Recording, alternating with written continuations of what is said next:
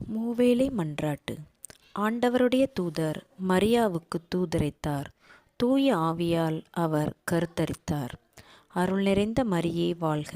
ஆண்டவர் உம்முடனே, பெண்களுள் ஆசி பெற்றவர் நீரே.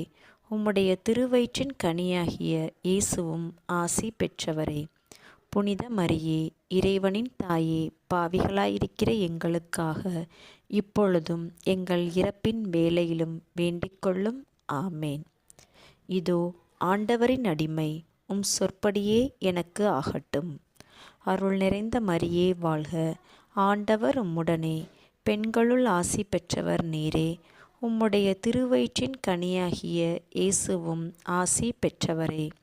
புனித மரியே, இறைவனின் தாயே, பாவிகளாயிருக்கிற எங்களுக்காக இப்பொழுதும் எங்கள் இறப்பின் வேளையிலும் வேண்டிக்கொள்ளும். ஆமேன். வாக்கு மனிதரானார், நம்மிடையே குடிகொண்டார்.